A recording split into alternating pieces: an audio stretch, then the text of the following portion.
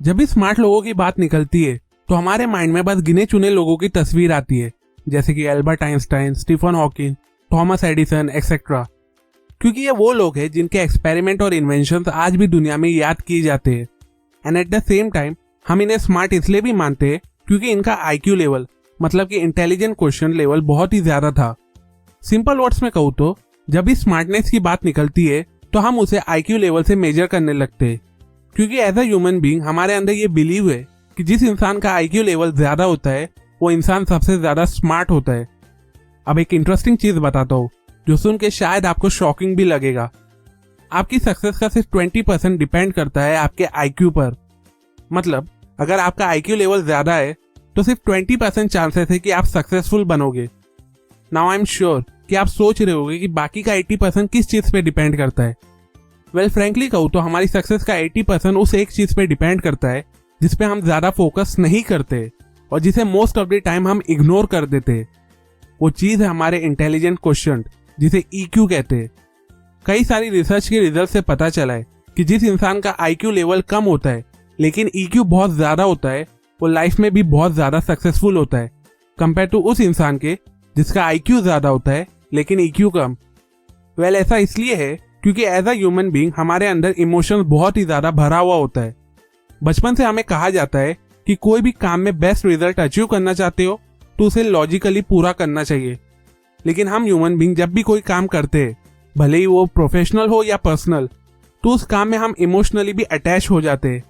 And it's a fact, जिस काम में हमारे इमोशनल अटैचमेंट बहुत ही ज्यादा होता है उसे हम और भी ज्यादा प्रोडक्टिव वे में करते हैं और जिसकी वजह से ही हमें उस काम में बेस्ट रिजल्ट मिलता है। अब हम सब जानते हैं कि person to person wise IQ level differ करता है और आईक्यू लेवल को इंक्रीज करना भी मुश्किल है, ऑलमोस्ट इम्पॉसिबल कह सकते हो। बट इंटरेस्टिंग बात यहाँ पे ये है कि आईक्यू के कंपैरिजन में हम अपने ईक्यू को बड़ी आसानी से इंक्रीज कर सकते हैं। इमोशनल क्वेश्चन का मतलब होता है इमोशंस को समझना और उसे प्रॉपर्ली हैंडल कर पाना। सिंपल वर्ड्स में कहूँ तो अगर आप खुद के साथ दूसरों के इमोशंस को भी अच्छे से समझने लगोगे और सिचुएशन के अकॉर्डिंग उसे प्रॉपर्ली हैंडल भी करने लगोगे तो आपका ईक्यू लेवल तेजी से इंक्रीज होने लगेगा और फिर जिसकी वजह से आप भी लाइफ में बहुत सी सक्सेस को अचीव कर सकोगे। इसलिए अभी इस वीडियो में मैं आपके साथ 4 टिप्स शेयर करूंगा जिसे रेगुलरली प्रैक्टिस करने पर आपका EQ level for sure increase हो जाएगा। So let's begin. Tip number 1, emotional self awareness. एक समझदार इंसान वो होता है जो खुद को एकदम अच्छे से जानता है, जिसे अपने हर एक वीक और स्ट्रॉन्ग पॉइंट के बारे में पता होता है। अब इस वीडियो में जैसे कि हम इमोशनल क्वेश्चन के बारे में बात कर रहे हैं तो एक इंसान का ईक्यू लेवल इंक्रीज तभी हो पाता है जब उसे अपने इमोशनल के बारे में एकदम अच्छे से पता होता है। इमोशनली सेल्फ अवेयर होना मतलब हमें पता होना कि सिचुएशन के अकॉर्डिंग हमारा इमोशन क्या होना चाहिए था और कैसे हमें उसे कंट्रोल करना चाहिए। लाइक फॉर एग्जाम्पल, जब हम बहुत ही ज्यादा स्ट्रेसफुल और फ्रस्ट्रेटेड फील करते वर्कलोड या किसी प्रॉब्लम की वजह से, तो ऐसे टाइम पे हम कई बार बिना किसी रीजन की वजह से हम दूसरों पे गुस्सा करने लगते, चिल्ला चिल्ला के बात करने लगते और फिर बाद में हमें पछतावा होता है कि शिट यार, ये मैंने क्या बोल दिया। और सच कहूँ तो ऐसे टाइप का इमोशनल बिहेवियर कई बार हमारे ईक्यू को भी नीचे गिरा देता है। इसलिए अगर आप अपने ईक्यू को इंक्रीज करना चाहते हो तो खुद को इमोशनली सेल्फ अवेयर बनाओ। आपको पता करना होगा कि अलग अलग सिचुएशन वाइज आपके कौन से इमोशन से लोगों को हर्ट होगा और कौन सा इमोशन उनके चेहरे पे स्माइल लाएगा। तभी आप अपने इमोशन को प्रॉपर्ली हैंडल करके कंट्रोल कर सकोगे। Tip number 2, manage your emotions. देखो, गुस्सा हर इंसान को आता है जो कि ऑब्वियस है। अब गुस्से से रिलेटेड ऐसी 2 इंपॉर्टेंट बातें हैं जो आपको शायद पता होगी और अगर नहीं पता है तो आपको पता होना चाहिए। पहली बात तो ये है कि ज्यादातर टाइम हम ऐसी चीजों पे गुस्सा करते हैं जहां एक्चुअली में हमें गुस्सा करने की जरूरत नहीं होती है। लाइक फॉर एग्जाम्पल, बाइक चलाते वक्त अगर कोई कट मार के चला जाता है तो हमें गुस्सा आता है, ये सोच के कि वो होता कौन है कट मारने वाला। रेस्टोरेंट में ऑर्डर थोड़ा सी लेट हो जाए तो हम वेटर पे गुस्सा करने लगते हैं। इवन अगर घर पे भी food delivery boy parcel late लेके आता है तो हम उस पर भी गुस्सा करने लगते हैं। दूसरी इंपॉर्टेंट बात यह है कि एंगर एक ऐसा इमोशन है जिसपे हमारा एक्चुअली में पूरी तरह कंट्रोल नहीं होता है। क्योंकि आप खुद सोचिए, जो जो इंसिडेंट मैंने आपको बताया, क्या उस टाइम हमारा गुस्सा करना सही था? ऑब्वियसली नहीं।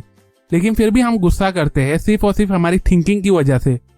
हमें लगता है कि उस इंसिडेंट में हम जो सोच रहे थे वही सही है और इसी वजह से हमें और गुस्सा आता है। लाइक फॉर एग्जाम्पल, बाइक वाले पे गुस्सा इसलिए आता है क्योंकि हमें लगता है कि वो बाइक वाला अपने आप को कुछ ज्यादा ही स्मार्ट समझ रहा था। वेटर पे गुस्सा करते हैं क्योंकि हमें लगता है कि उसे हमारे ऑर्डर की फिक्र ही नहीं है। डिलीवरी बॉय पे गुस्सा करते हैं ये सोच के कि वो जानबूझ के टाइम पास करते हुए आ रहा होगा, एक्सेट्रा एक्सेट्रा। अब जैसा कि मैंने कहा कि गुस्सा एक ऐसा अनवांटेड इमोशन है जिसे हम कंट्रोल नहीं कर सकते, but the good thing is गुस्सा आने पर हम उसे कम जरूर कर सकते। और इसका सबसे बेस्ट तरीका है अपनी थिंकिंग को रिफ्रेम करना। आपको सिंपली उस सिचुएशन में नेगेटिव की जगह पॉजिटिव वे में सोचना होगा। एग्जाम्पल, बाइक वाले को ज्यादा स्मार्ट समझने की जगह आप ऐसा सोच सकते हो कि शायद उसको कोई मेडिकल इमरजेंसी होगी इसलिए वो तेज चला रहा होगा। उस वेटर को शायद ज्यादा ऑर्डर आ गया होगा, इसी वजह से मेरा ऑर्डर लेट हो गया होगा। बाहर ट्रैफिक बहुत होगी या शायद गाड़ी खराब हो गई होगी इसलिए डिलीवरी बॉय को लेट हो गया होगा, एक्सेट्रा एक्सेट्रा। ट्रस्ट मी, आपका सिचुएशन में इस तरह से सोचना आपके गुस्से को भी कम करेगा और आपके इमोशनल इंटेलिजेंस को भी इंक्रीज करेगा। Tip number 3, create relation through contagious emotions. कई बार बात करते वक्त जब सामने वाला इंसान चिल्ला चिल्ला के गुस्से में बात करने लगता है तो इसकी वजह से ना चाहते हुए भी हमें भी गुस्सा आने लगता है और फिर हम भी उससे उसी टोन में बात करने लगते हैं, जिसकी वजह से कई बार हमारा रिलेशन उस इंसान से खराब हो जाता है। अब ऐसा इसलिए होता है क्योंकि इमोशन कंटेजियस होते हैं। आपके अंदर के नेगेटिव इमोशन की वजह से सामने वाला भी इमोशनल हो जाता है, लेकिन नेगेटिव वे में, जो कि सही नहीं है। अब अगर आप अपने रिलेशन को बिगाड़ना नहीं चाहते हो तो नेगेटिव की जगह पॉजिटिव इमोशन को कंटेजियसली स्प्रेड करो। सामने वाला गुस्से में बात कर रहा हो तो इन रिटर्न गुस्सा करने की जगह शांति से उससे बात करो। ऐसा करने से उसका गुस्सा शांत हो जाएगा, आपका रिलेशन भी खराब नहीं होगा और ये चीज आपकी इमोशनल इंटेलिजेंस को भी इंक्रीज करेगी। Tip number 4, empathy is better than sympathy.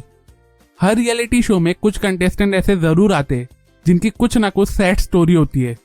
अब ये स्टोरी रियल होती है या नहीं ये मैं नहीं बोल सकता हूँ, लेकिन हाँ, अपनी सैड स्टोरी के थ्रू वो इजीली वोट कमा लेते। देखो, दूसरे पे दया करना, पिटी फील करना, ये सिंपैथी कहलाता है जो हर कोई करता है। लेकिन अगर आप अपने EQ को इंक्रीज करना चाहते हो तो आपको अपने अंदर एम्पैथी इमोशंस को डेवलप करना होगा।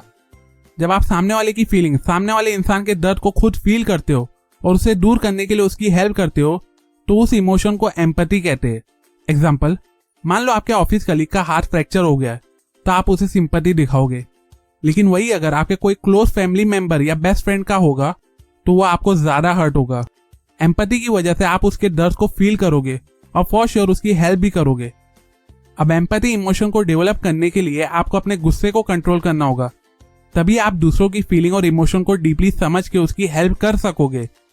एंड ट्रस्ट मी, अगर आप genuinely for sure emotionally intelligent बनना चाहते हो तो आपकी लाइफ में एम्पैथी का होना बहुत ही ज्यादा जरूरी है। सो टू कंक्लूड, ये अमेजिंग प्रिंसिपल मैंने आपको डैनियल गोल्डमैन की लिखी हुई अमेजिंग बुक इमोशनल इंटेलिजेंस से बताया हो। अपने EQ को इंक्रीज करके खुद को इमोशनली इंटेलिजेंट बनाने के लिए ये बुक बहुत ही ज्यादा यूजफुल है, जो आपको एक बार तो जरूर पढ़ना चाहिए। डिस्क्रिप्शन में दी गई लिंक पे जाके आप ये बुक पढ़ सकते हो। अप टू एंड, अगर आपको ये टिप यूजफुल लगी हो तो इस वीडियो को जरूर लाइक करो। कमेंट करके बताओ कि आप इमोशनली इंटेलिजेंट हो या नहीं। सपोर्ट करें मेरे काम और मेरे चैनल को इस वीडियो को अपने फैमिली और फ्रेंड के साथ शेयर करके। और अगर आप ऐसी और बुक समरी टाइप वीडियोस देखना चाहते हो तो मेरे चैनल को जरूर सब्सक्राइब करके रखो और बाजू में दिए गए बेल आइकॉन पे भी क्लिक करो सो दैट आप मेरे एक भी न्यू वीडियोस की नोटिफिकेशन को मिस ना करो। And finally, thanks for watching.